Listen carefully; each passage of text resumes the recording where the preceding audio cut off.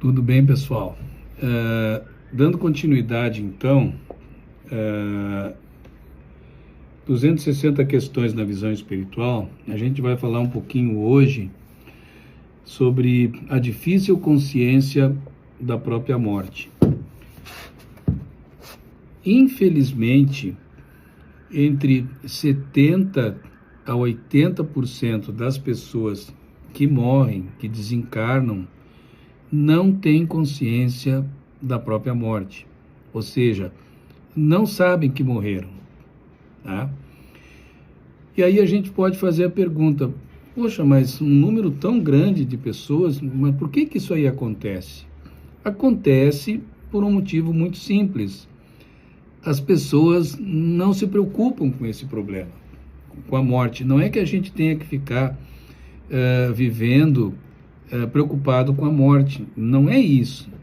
Mas a gente deveria, pelo menos, procurar saber o que acontece depois que a gente morre, para onde é que a gente vai, né? Isso deveria ser uma preocupação da grande maioria, uma vez que a única coisa que é certa na nossa vida é que um dia a gente vai desencarnar, certo, pessoal? Vai morrer.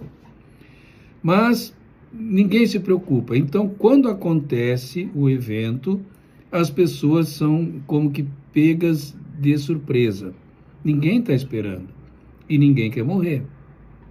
Então, vocês imaginem, a pessoa entra para o plano espiritual e já está vivendo, não está mais vivendo na Terra, já está vivendo do outro lado, como a maioria chama, né? Passou para o outro lado.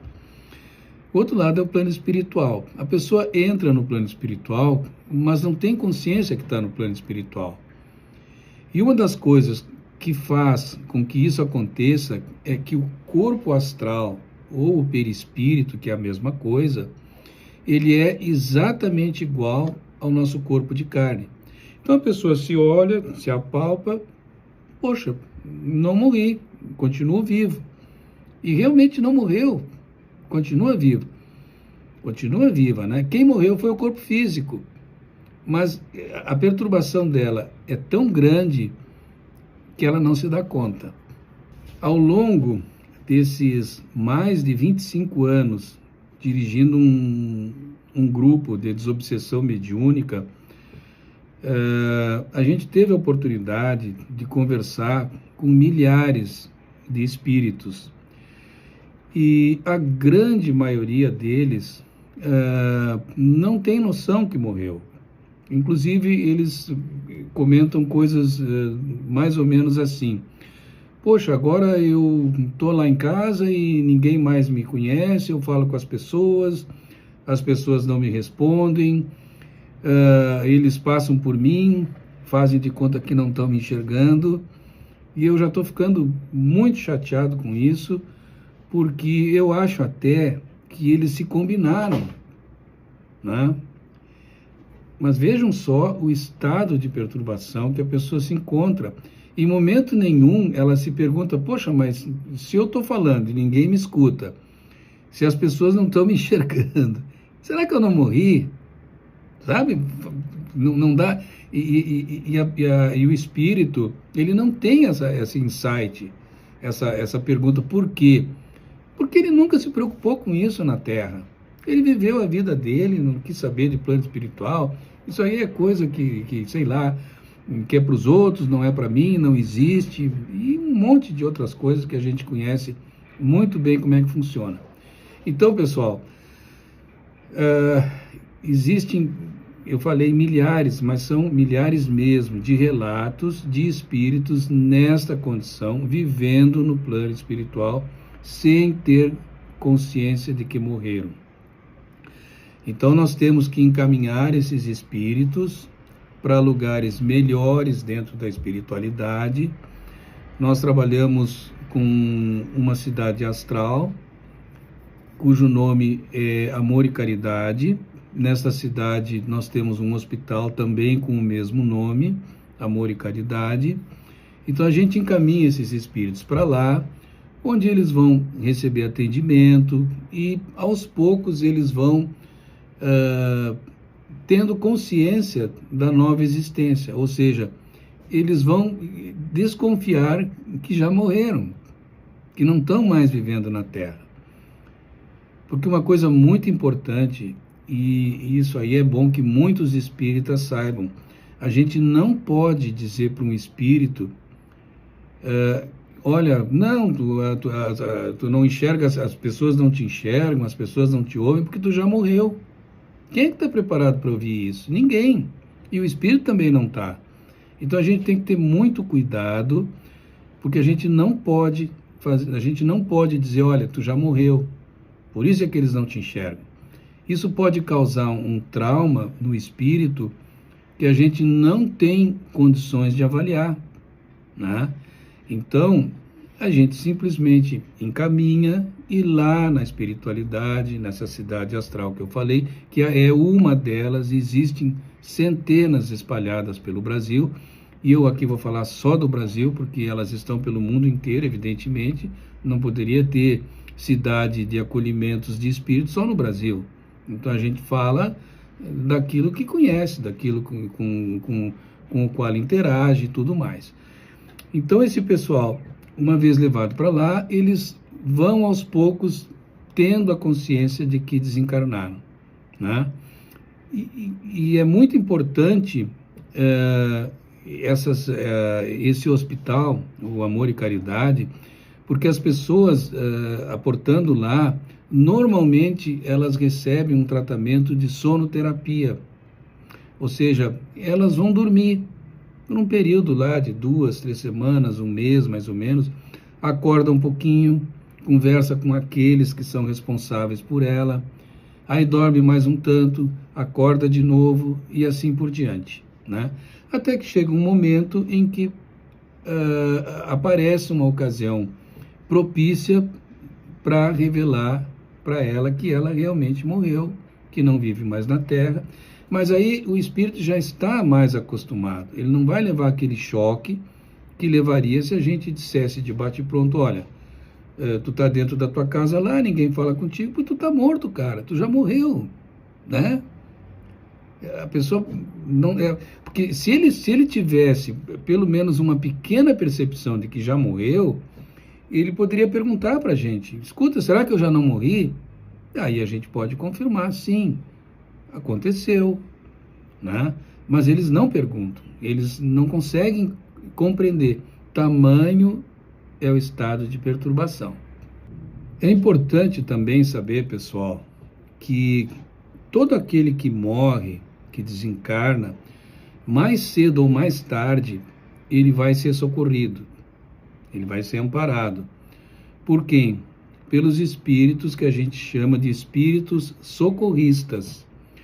São aqueles espíritos já treinados para fazer o atendimento e conduzir dentro do plano espiritual aquelas pessoas que desencarnam. São espíritos treinados, eles são espíritos, a gente pode dizer assim, não são espíritos superiores, não são espíritos superevoluídos, não. São espíritos como nós, talvez um pouco mais evoluídos, né? Mas treinados para dar essa assistência àqueles que desencarnam. Só que aí nós temos um problema. O número de pessoas que desencarna é muito grande por dia, né? E nem todos têm condições de serem resgatados ao mesmo tempo. Isso é impossível, não tem como. Então o espírito vai certamente ficar, né, por um período, vamos dizer assim, sem acompanhamento. E por isso que a doutrina espírita diz que o espírito está errante, ele está na erraticidade, né? Ele ainda não foi socorrido, ainda não foi resgatado. Então, eu particularmente não gosto dessa palavra erraticidade, errante, porque não é uma coisa, eu particularmente não gosto, né? Mas é uma palavra muito usada na doutrina espírita. São espíritos que estão aguardando o resgate.